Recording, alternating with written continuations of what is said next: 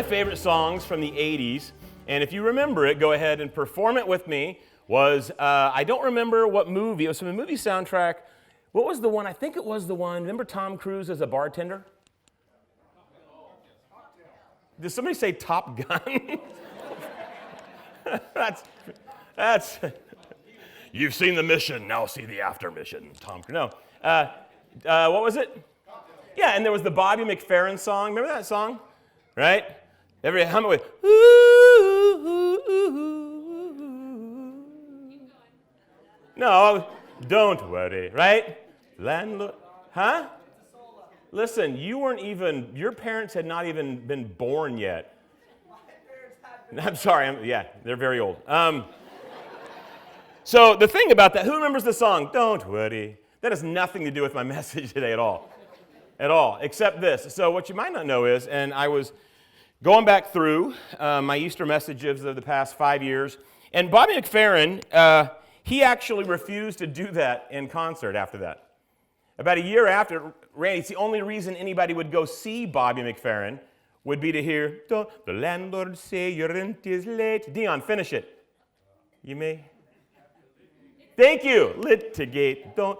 The only reason, but he got upset, and he actually made this quote. I read it in the 90s, and he said, you wouldn't ask Robert De Niro to continue to do the same scene from a movie. And I'm thinking, Robert De Niro might for the money that we'd pay, right?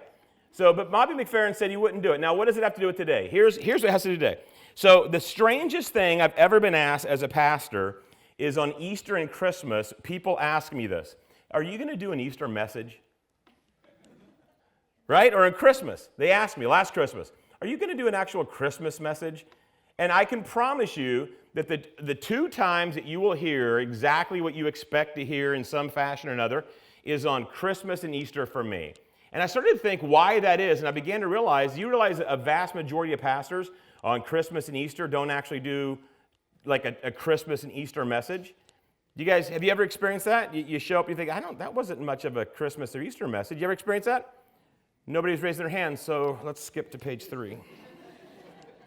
No, and I think it's because, and I feel the pull, you want to be creative. You know that, for example, you're going to have what are the two largest, it's not Christmas, it's Easter, and what's the second most attended? Mother's Day. In fact, some of you are only here to placate your mother today, right? But they have the idea, I got to get going, I got to be creative, because this is my one chance. It's like, you ever been to a funeral, and the guy preaches like an hour-long message? And you're thinking, that's not comforting it's the same thing. Well, that's not me. In fact, the only time you're going to hear the same guaranteed message is basically Easter. Christmas, I'll have a variation of some Christmas theme, but it's funny actually because this is one people actually say, hey, can you do that same Easter message? I'm like, okay, right? But it's going to be the same as I've done the past. I think this will be my 7th time doing it. It's not verbatim, but the same theme runs throughout. And I have to tell you guys, some of you are going to be very upset and disappointed at the end of it because you only show up for Easter and Mother's Day. And if you pay attention, I'm going to promise you something. And this isn't a pastor up here. This is me. This is Donald Knight to some of you. This is your uncle, your cousin. Well, no cousin, sorry. Your friend, your brother, whatever. I can promise every one of you, just for me, if I was sitting right next to you, this is what I would tell you. I would say if you pay attention today, you're going to feel compelled to come back next week. You're going to feel compelled to change your life because I'll say this to start this. If the resurrection did not happen, then all of this is stupid. This is just ridiculous. If the resurrection didn't happen, none of this matters. None of it. The fact that you showed up today, and maybe you're not even a believer, I'm going to agree with you. If this didn't happen, this is ridiculous. But here's what I would say. If this didn't happen, then none of this matters. But I'm going to go out on a limb and say, if the resurrection really did happen, nothing else really matters. If the resurrection, if you think about what we're talking about, that the God who created us for a purpose, the God who designed everything, the entire universe, the cosmos, for us to partake in, to benefit from, and then he did all of this stuff to reconcile us, to bring him back into a relationship with himself. That he wanted this relationship so bad that this stuff happened. If you actually believe that, I'm going to say again at the end of this, then every facet of your life should reflect it in some way. There should be no area, no avenue, nothing, no behavior, no belief, nothing. No area of your life that it shouldn't impact. And that includes next Sunday.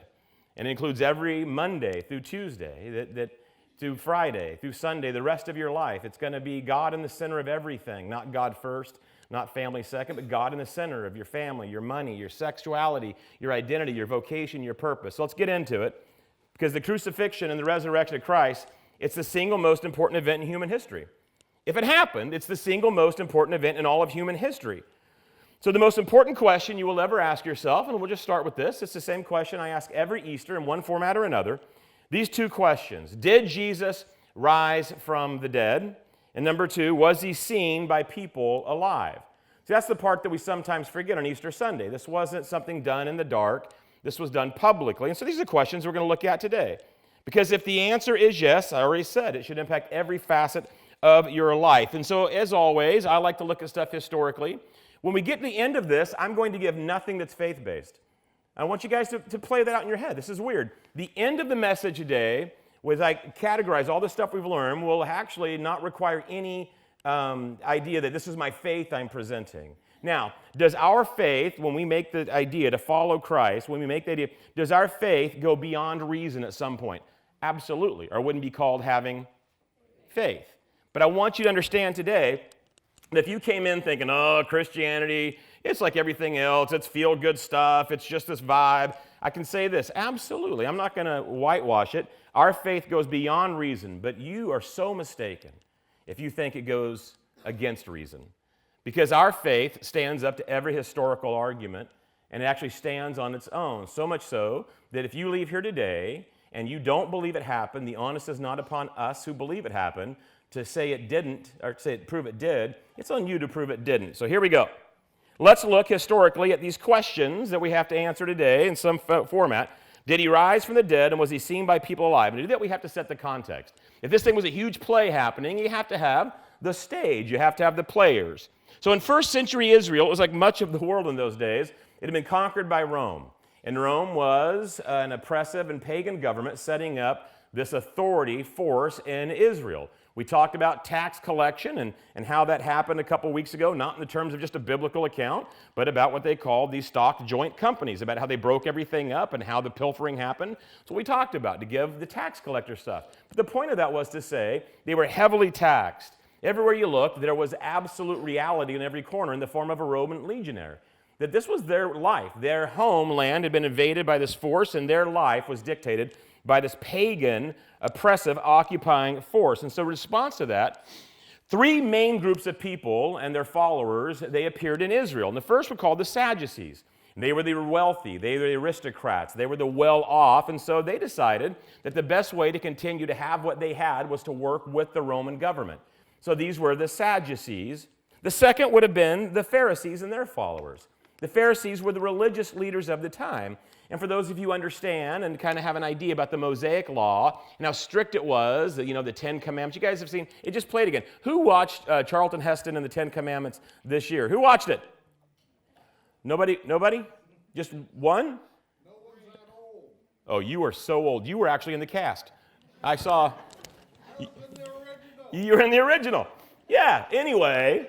So the idea of the Ten Commandments, but there wasn't just 10. There was 613 laws, 613 things that they had to do, this Mosaic Law. But the Pharisees in the first century, they had said, man, 613 is a good start. Let's go further, right? And so they had made many, many more, so much so, they added more rules, greater expectations, until people, they actually didn't historically look at the law as the standard of righteousness. They looked at the Pharisees.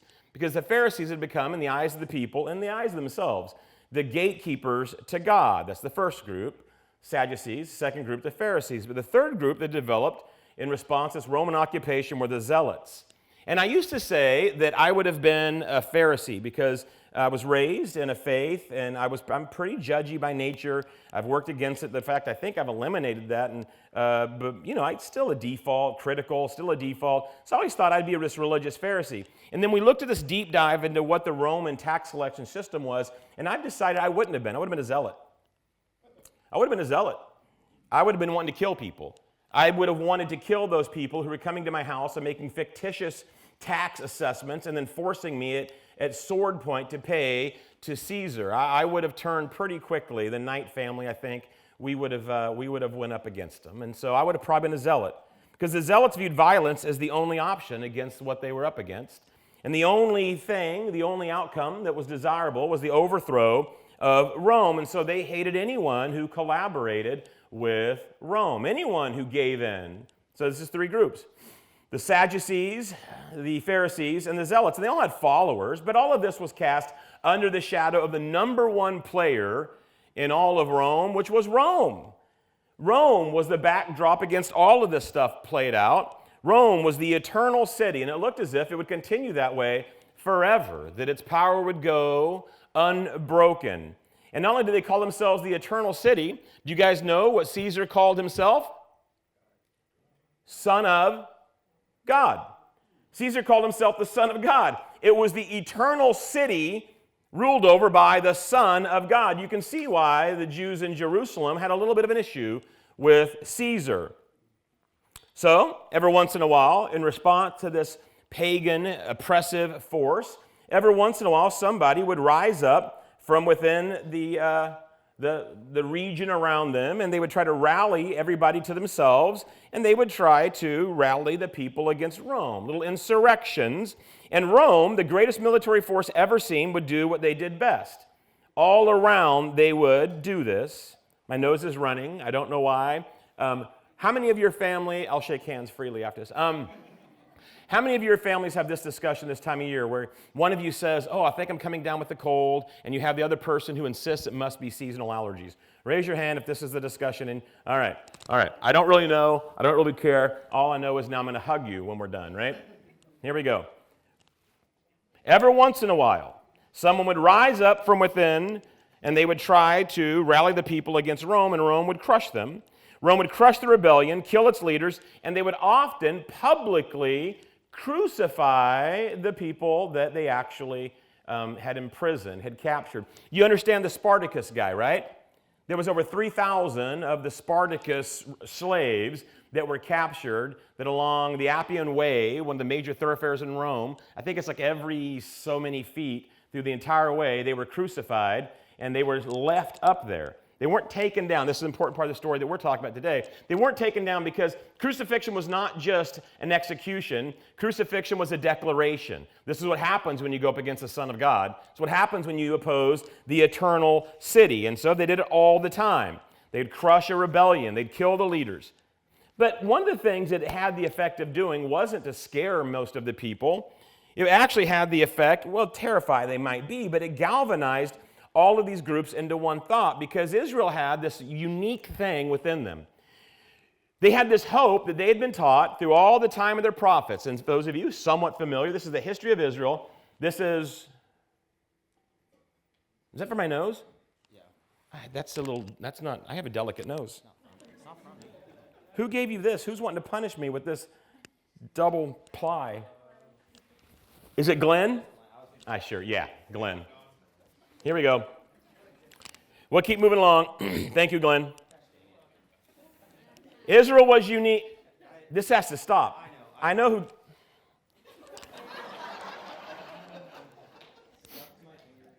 It's never been proven that he's my child. Here we go. Now this is that. Was this you who did this? You always come. Yeah, always. Thank you. She's my helper. So, where was I? Oh. The reason it galvanized the people so much was the entire Old Testament that you're familiar with was this story, not just of the people in Israel's history, but a promise of a deliverer that would free them from all bondage, free them from oppression. And so the more the Romans acted out, the more that these three groups of people, the Sadducees, the Pharisees, and the Zealots, the more that they came together with one thought: come, Messiah, come. Show up. Come, we would say, I hear you old people sometimes go, come, Jesus, come, right? This was the cry of Israel. The prophets had spoke of it.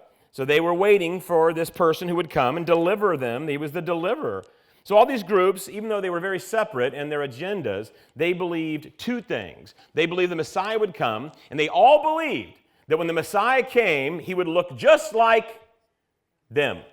Pharisees thought he would be righteous and he would support them. The Sadducees thought, well, he would be like them. And the Zealots believed he would overthrow Rome just as their agenda called for.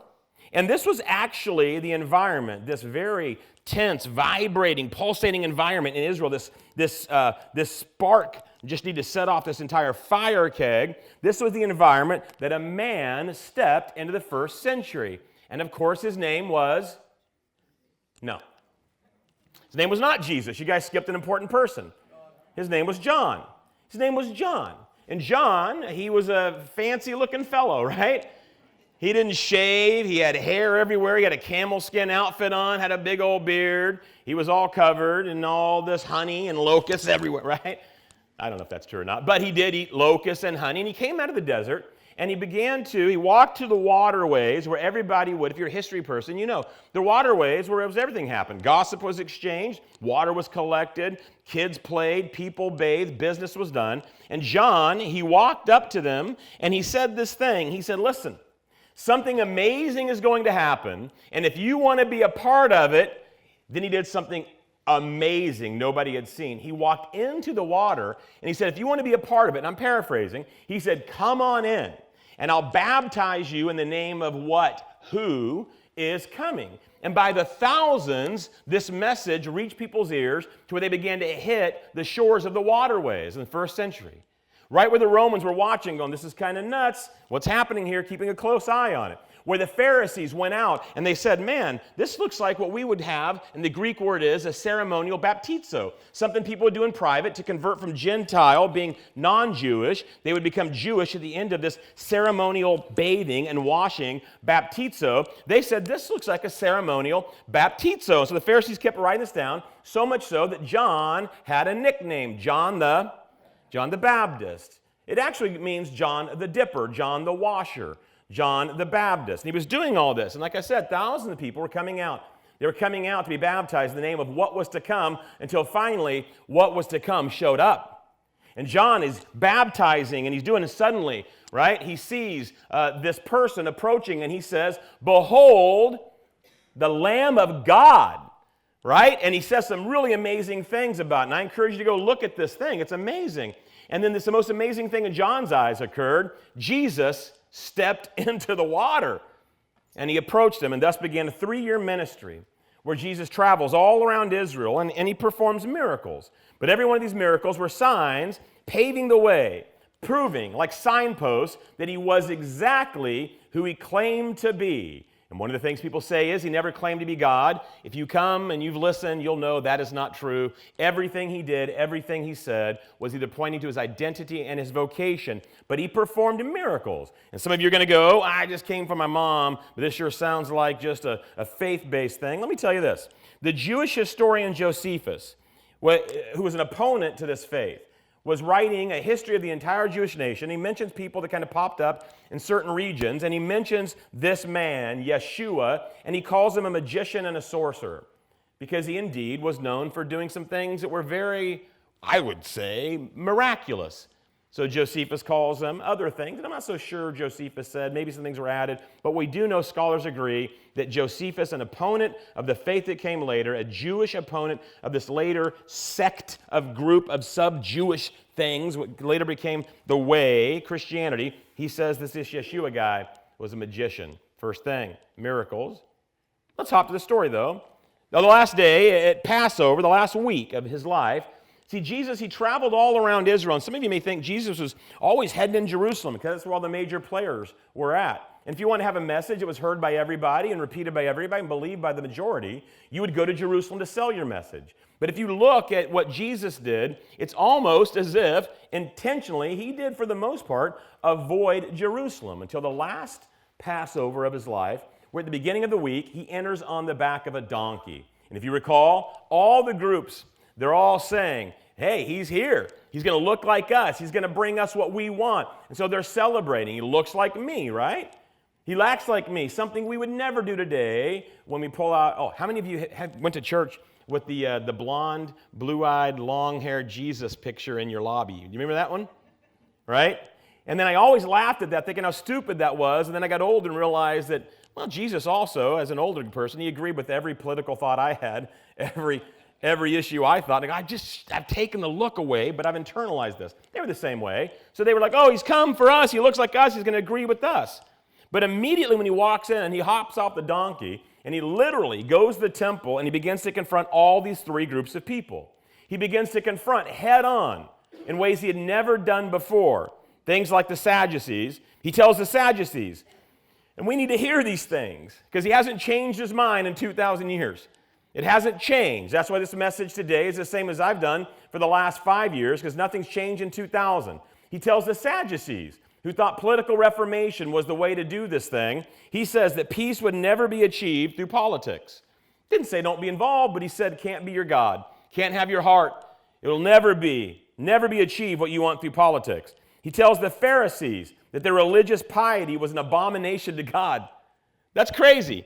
He says you're a religious abomination, your religious piety. You thinking you're morally superior. You judging other people and saying they're not as good as you because you are able to pull this stuff off. It's an abomination to God. And then he said something that we don't even understand the context. We can't figure it out. But he says the temple, the center of everything in Jewish life, and the basis by which the Pharisees based all of their authority upon everything said about the temple, taught about the temple, established about the temple. Jesus said the temple will be destroyed.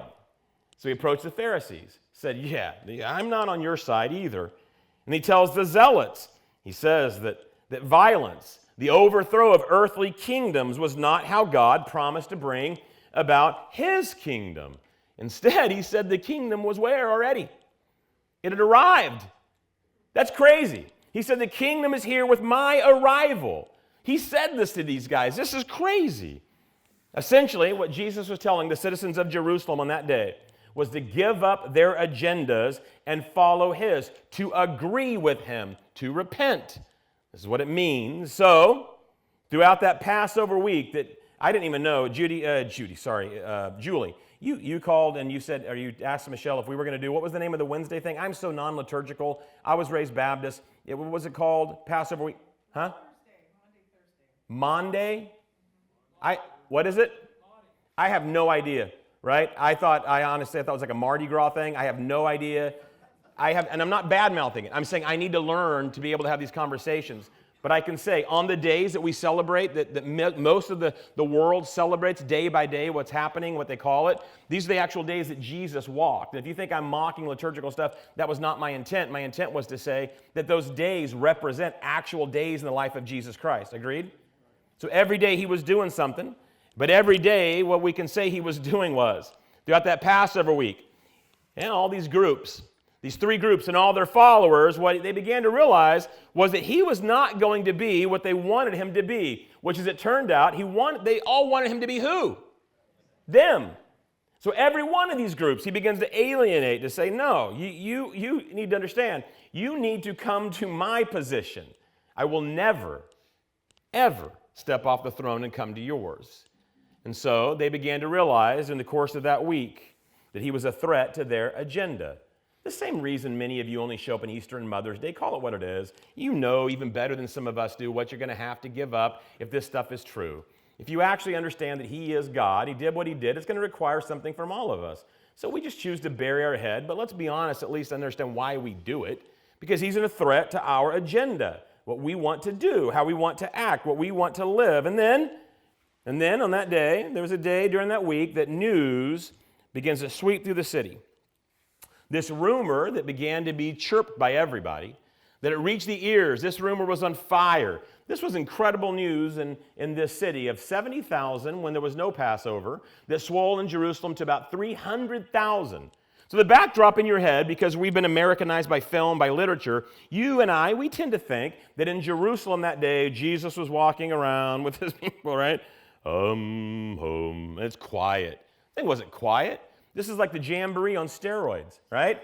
This thing, well, I mean it. In our little town of Sweet Home, and I used to make fun of country music all the time, and I used to make fun of the Jamboree, didn't I? In my own little way. But I don't know what happened, but I've been converted. I think we should all support the Jamboree in ways we never have before. And I don't know, it may have been when Robert Shamik hired my wife at the Jamboree office.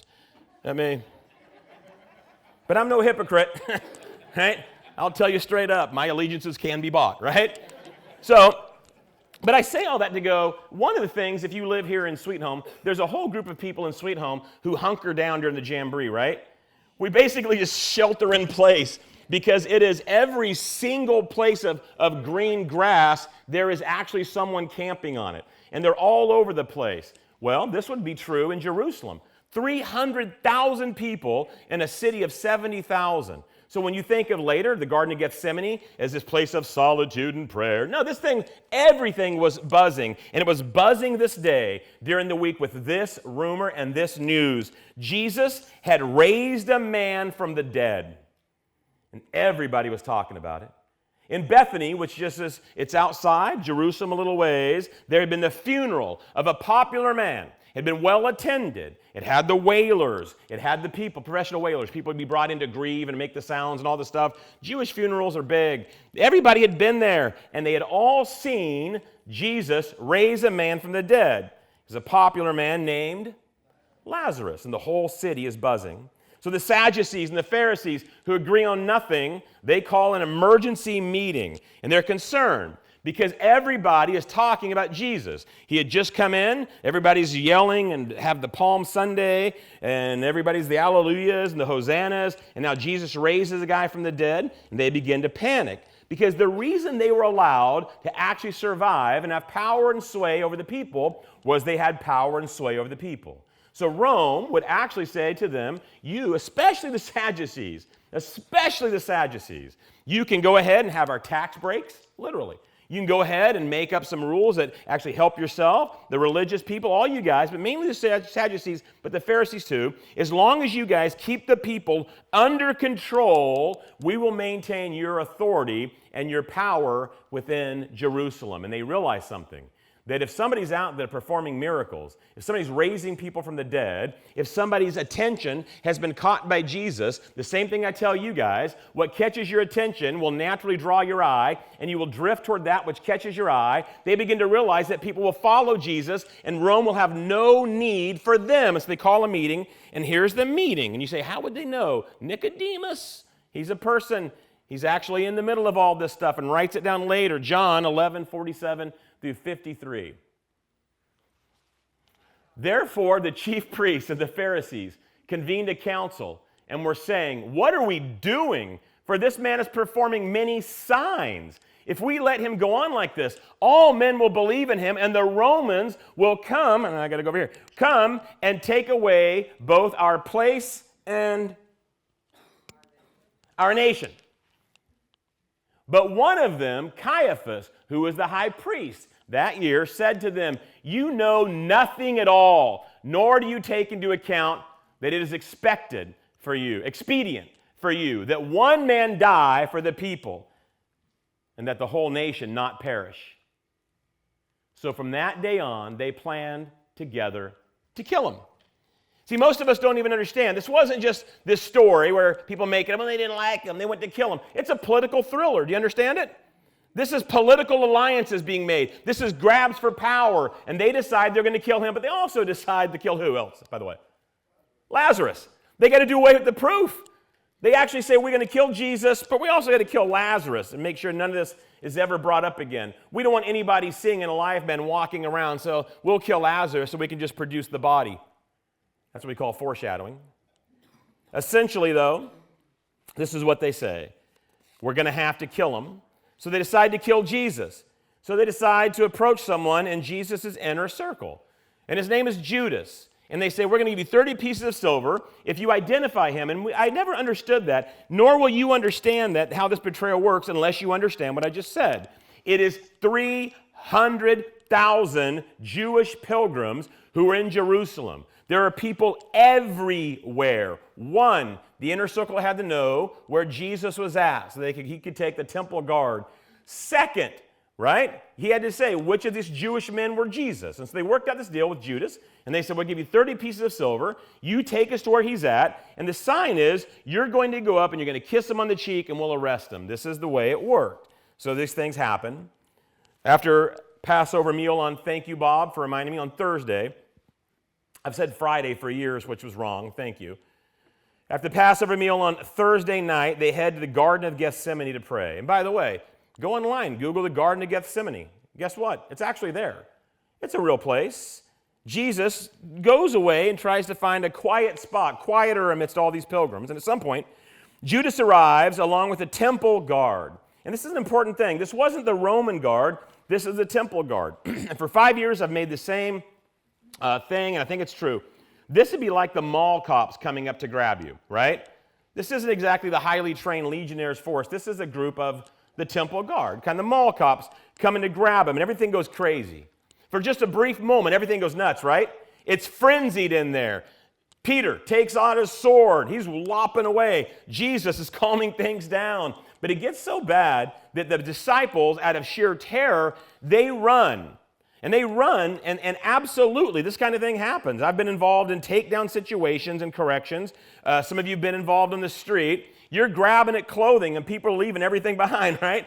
You're holding on to a jacket. You're holding on to whatever they were wearing. That happened. They actually run, and one of them leaves his outer tunic that somebody was grabbing. They are gone. They are terrified. They are out. So, Jesus is arrested. And that night, he's marched around Jerusalem between the Jewish and Roman authorities, alternately mocked, stripped, and beaten. And by the way, this is a historical fact. This isn't even requiring faith. This is what occurred. At one point, he's taken to Pontius Pilate, the procurator of Rome, the one appointed by Rome, to keep things quiet. And I'm a history buff, so I happen to know something you might not know. Maybe some of you do. Pontius Pilate's political affiliations that got him the gig had been questioned by Caesar. They had been insinuated in a plot against Caesar. So Caesar's looking at Pontius Pilate going, are you against me too? So Pontius Pilate makes sense. He's acting the way he's doing. He's like, I don't want to create a scene that Caesar has to come deal with. I would rather be quiet here and just keep this thing quiet. So what does he do? He takes advantage of this custom that they were allowed to do on the Passover feast. He comes over and he goes, listen, we can release one prisoner. Here is the magic man. Remember? Here's the Jesus, Yeshua ben Yosef of Nazareth. Here he is. Remember all the fun stuff he did? Right? Talk. Convince him. Right? Nothing. Give testimony. Nothing. Or who? Barabbas, a known criminal. Somebody you guys have to make sure your kids stay away from possibly. You got to lock up when you see him coming. You push your wife to the other side. You make a barrier. I don't know. This guy was a criminal. And they go, or him. And the people screamed, crucify Jesus. So Pontius Pilate goes, this is beyond I'm literally washing my hands of this. I don't know, you guys are crazy, but they've been whipped into a frenzy. They wanted to kill Jesus because Jesus had not met their expectations of what they wanted. The pastor in me wants to pause and say, don't we do it every day? Isn't that the reason many of you, even after this message, where I will say to you, historically, argue with me. You won't. You won't argue with me historically. You'll still come up with some theological or philosophical assumption to go, men don't come back from the dead. And I'll go, exactly! But you'll decide to kill Jesus again, not because of some reason that makes sense, but because of the reasons that don't. I want to do what I want to do. So let me just say this real quick. Guys, if all of this is true, I heard this week, and I'm going to steal from somebody. I don't even know who it was. I think it was, he's dead, Tim Keller. I think it was Tim Keller, which is one of my favorite guys to read. It was a video, and he said this. He goes, and not a current video because he's dead. It was been filmed before his death. He said this. He goes, if all of this happened, it's going to be okay. Guys, whatever you're struggling with, if all of this happened eventually, it's all going to be okay. Whatever struggle you've had, whatever heartbreak you've had, if this happened, it's going to be okay. So if you're somebody and you're struggling with going, man, I just want to keep what I have now, I'm going to tell you, you can give it up because what comes to you is better. It's going to be okay. That's Tim Keller. And right now, Tim Keller, I believe, is in the presence of Christ. It is really okay for him. And this is the hope he had. But I'm going to say this. So, Jesus, Pontius Pilate says, which one do you want? And they said, we want to kill Jesus. Despite everything he's done, despite everything that's true about him, we still want to kill him. So Jesus is stripped, he's beaten, and he's forced, up the hill. He's forced to carry a heavy beam up a hill to where he will be crucified. This Calvary, this Golgotha, So what they do is they would lay the beam, and there's names of it, and I apologize, I didn't write it down, but the beam that he's going to lay on, he's laying on that. The other one is there, the cross beam, and then they take these spikes and they drive it through, not his palms, by the way, but what? His wrists. And by the way, it's not, people go, well, because it would rip through. He's being supported on something anyway, a little bit, so it's not that. It's they've actually discovered that the nerves that run through here are much more painful than simply here. So then they cross his feet, and they cross his like this, and they drive through both ankles again, right? And thus begins. And if you want to read it, do it on your own time. And I should have done a Good Friday thing. Next year we'll do another one where we'll talk about what really happened. It's horrific. In fact, some of you know that they actually would witness crucifixions and say, we don't have a word for that. So we had to make up a word that is only meant and was only used and spoken of, not in polite company, not by people. This word was not used because it was a horrific thing. It was the most grotesque, horrible, horrific thing anybody had ever said. So they used a word only when explaining in hushed tones the pain and agony they saw in the crucifixion. It's excruciating. This was not mentioned by people. This wasn't polite because it was what they saw, that, and you don't ever speak of this in respectable company, so that it happened. Under excruciating suffering that Friday night, Jesus, Yeshua ben Yosef of Nazareth, he dies. And after his death, a rich man named Joseph of Arimathea and Nicodemus, who was in the inner circle, who had both been secret Jesus followers, now are secret no longer. So they approach Pontius Pilate, and they ask if, for a fee, they can go ahead and retrieve the body, that they can intern it for Jewish practices before a certain time, and so they do. He goes ahead and he allows it. So they hurriedly prepare it, and they place it in a tomb. And this is what's funny. I read one, not funny, but interesting for those of us who like this story a lot. I read one scholar who made the case that Joseph of Arimathea bought that tomb that night. I had always thought in my head he just had always had it, right? But anyway, he has this tomb, and they put it in the tomb, at which point the religious leaders, they actually had more faith in the disciples than the disciples had in Jesus. Because they then go to Pontius Pilate. Here's what they say. Matthew, 27. No, he's engrossed by my storytelling. Sir, we remember that when he was still alive, that deceiver said, after 3 days I am to rise again. Therefore, give orders for the grave to be made secure until the third day. Otherwise, listen to this, otherwise, and this will tell you, anybody who says the Jews stole the body, they're fools. Otherwise, his disciples may come and steal him away to the people, and say to the people, I'm in the way of this one. He has risen from the dead, and the last deception, they go, listen, if the body disappears and nobody can produce the body, the Jews say, the last deception would be worse than the first. Pilate said to them, you have a guard, go, make it as secure as you know how. And they went and they made the grave secure. Is that it? Okay. And along with the guard, they set a seal on the stone. Thank you. So a guard is placed, and the stone bears whose insignia? Caesar's. Do you know what happens if you break the insignia of Caesar? You die. You die. So let's just get that straight. And so you need to understand why the disciples are nowhere around. Only one disciple showed up for the crucifixion. Who was it? John. John shows up. The rest are gone. We see Peter lurking about, cussing. No, I don't know him. And if you're actually offended by that, I don't know the Aramaic he used, but that's a rough translation of the cursing. It's horrible cursing. Right, Brandon? So he's cursing. He's doing everything he can to present himself as someone who would never be associated with the righteous person who claimed righteous. Blankety blank, I don't know him. He's lurking. The rest are gone. Why? They're all afraid they're going to be rounded up and crucified. And there's no reason for them to have hope or faith that they won't, because the truth of it is, everything that Jesus had said, the moment he died, became a lie in their mind. Everything he claimed the moment Jesus died was a lie. And so a few days go by. He's in the tomb, and two women are done hiding. They're done. And so they set out the tomb to properly care for the body, because they know that these two men had not done it right. They know that in this hurry to get him in the grave, it needs to be redone.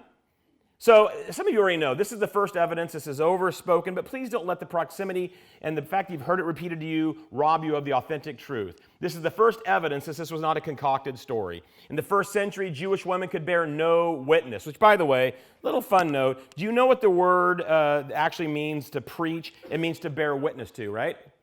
Well, who was the very first preacher then? Here we go. First evidence, as this was no story concocted, was the testimony of the women was not credible. If this had been a story that they said, we're going to go ahead and steal the body, and then we're going to do all the things that happened after that, the first thing they would have said was, Pete, a little problem with you having the women go. Nobody's going to listen to them. They can't bear witness. They're uncredible testimonies. Oh, you're right, John. Good thing I'm just, not only you're smarter than me, you're faster, if you know.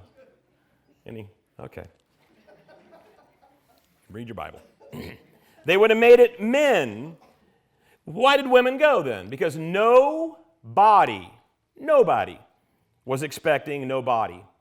If they had been expecting, even if they had thought, well, there's going to be empty tomb, they would have sent men to bear witness to it. Now, all serious scholars agree that the tomb was empty. And you know why everybody knows the tomb was empty? Because there was zero historical argument against it. The Jews, and you just saw them say, if the body disappears, we're in trouble. The Jews admitted, the earliest Jewish documentation admits that the tomb was empty. They instead said the disciples took it. But here's the deal. We all watch crime shows, right? So let's put on CSI Jerusalem right now. We know that all suspects need a means and a motive, right? Need a means and a motive. Well, the disciples had neither. Do you understand that? The disciples didn't have a means to overthrow a Roman guard, and they certainly didn't have a motive to do so. What's the motive? So they can also be crucified and bear excruciating pain? No. The disciples didn't have either. The Jewish leaders and the Roman authorities, well, I guess they had the means, but again, there's zero motive. What did they just say? The Jews, and forget if you've never read that, the Jews would have never wanted this thing to continue. The whole point was to put an end to it. And the Romans, what are you doing? They're going to do something different? They're going to go, I'm tired of just killing leaders of rebellions and having it die down. Let's steal the body for a while and see what happens. No. They did what they always did. It was over, and it was over for a few days. The Jewish leaders and the Roman authorities, they had zero motive. And the other thing is, they didn't want this thing to continue. What was the quickest way when everybody ran around going, I've seen him, he's alive? If they had the body, what would they have done? Really? Because here's the body. Oh, snap, right? It wouldn't have worked, but they never produced the body. So let's begin to answer the questions we began at the beginning of the day. The tomb was empty, guys. It was. There's no dispute. And at 2 a.m. in the morning, when I have my doubts, like I have when things are going wrong, I go back to this. All of my hope rests on the fact, and it is based on the fact the tomb was empty and the body was gone. It's what gives me hope. That's why I cling to when I get, oh man, how do you know this stuff? And the more I cling to that, and the more I study, the more and less actually I have these doubts, but it's always the body. No one had a motive to steal the body, and no one ever produced it. But then something amazing happened a few weeks later. The disciples who had ran from this thing, we know they had ran, and I'm going to give you some historical background. We know that everything had quieted down like it always does. You kill a leader of a rebellion, the people flee, it's over till the next rebellion shows up in another way. But not this one. A few weeks later, after this whole thing, the disciples, they pour out onto the street. We've named it, it's such a big deal. It's the day of, see, you never associate that with the resurrection. It's the day of Pentecost. It's the greatest sermon ever preached, but we missed the main message of it. Peter gets out there, and they're all running out in the streets, and they say, we saw him, but so did you saw him. See, it's not because of what they heard, it's because of what they saw that we are here today. Acts 2. Look at this. Acts 2, 22, 24, and 32. Men of Israel, this is Peter, listen to these words, Jesus the Nazarene. And where's he at? He is pointing. He's in areas where you could literally, and scholars would say, that the other two thieves, they might still be on the crosses. They weren't taken down. You could see an empty cross. And in the 40 days that had happened between this, there was a well-worn path between where people would meet, and they would go see this empty tomb where the magic man disappeared.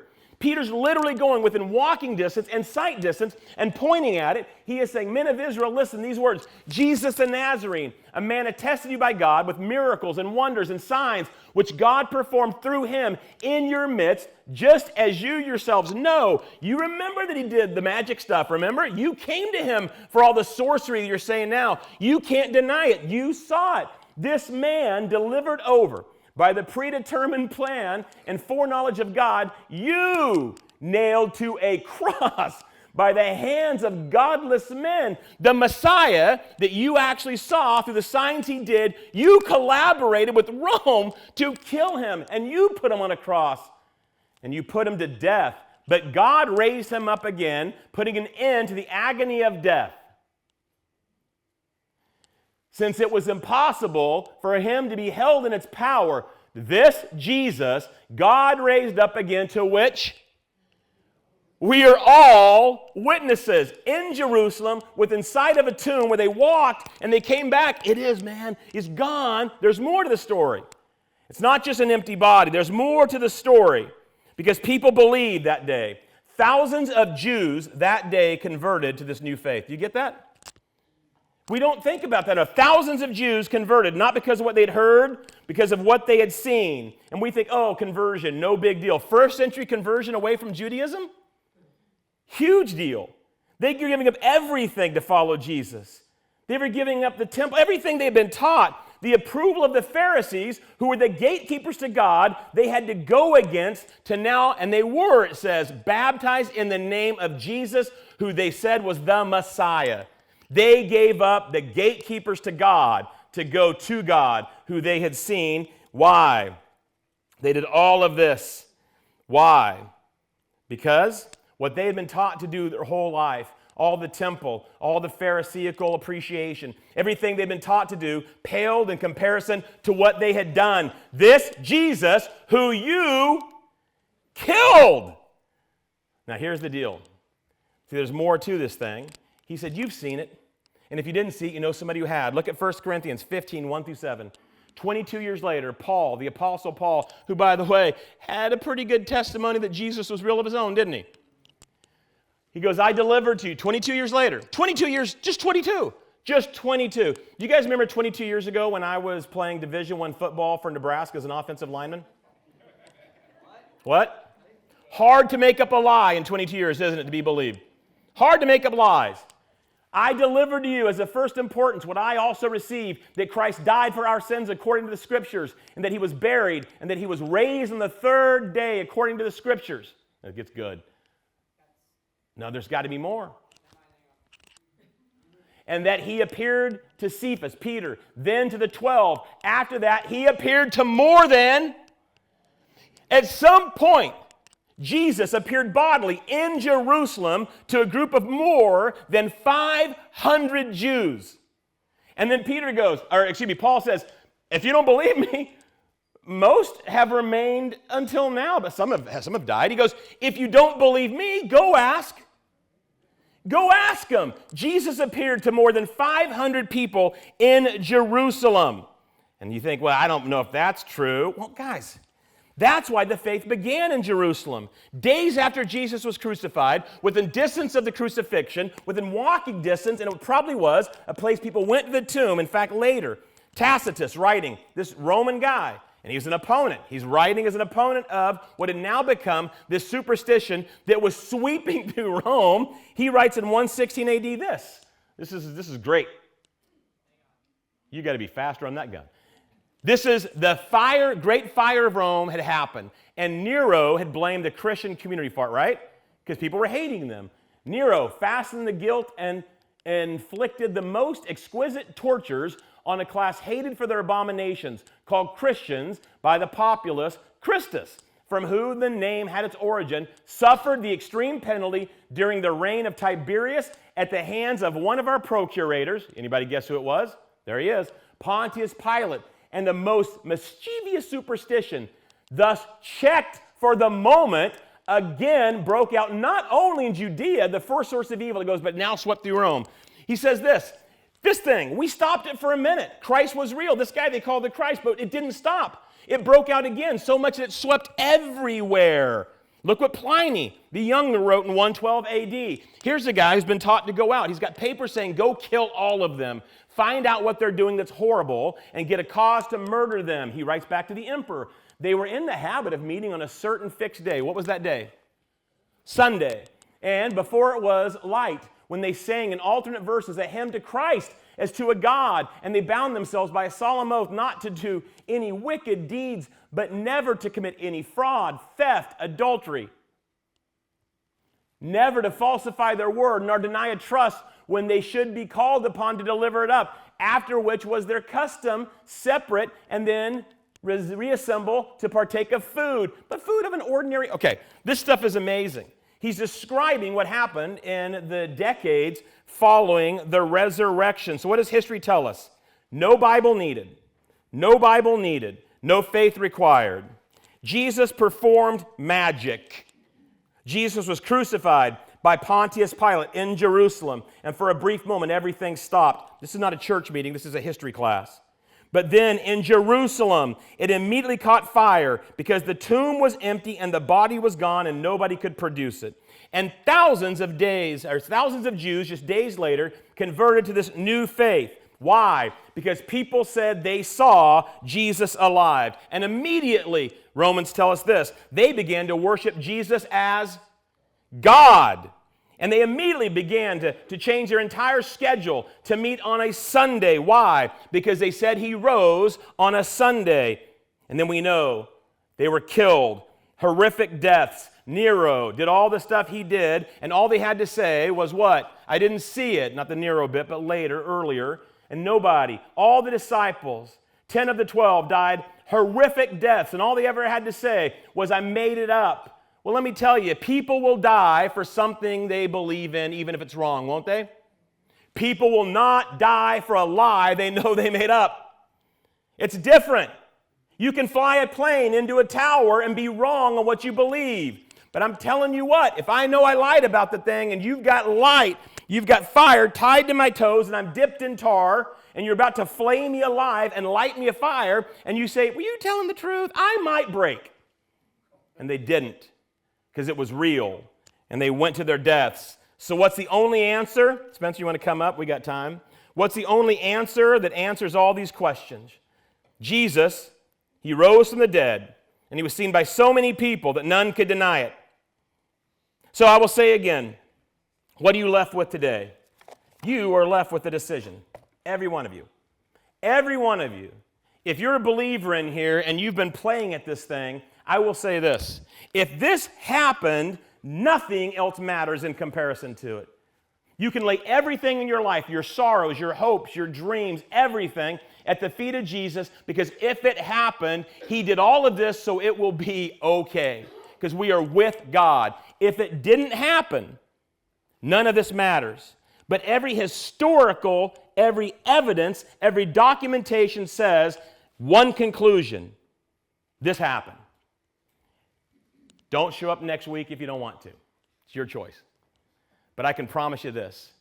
It doesn't change the historical evidence that you have to come up with. And today, if you leave and you say, none of this is real, it is not based upon historical preference or historical understanding. It is based upon a theological or philosophical assumption that men do not rise from the dead, to which I say, amen, brother. You still have the same decision, don't you? He can be ignored, but he can never be dismissed. And for those of us, and I said I wouldn't say it, but I got to say it. For those of us today who claim this is the victory that we live in every day, he is risen. Man, may you go forth with the understanding of what that means for all of you. If you have any questions at all, text me, direct message me. Smarter people than you have succumbed to Jesus, because in the end, all wisdom leads to Christ.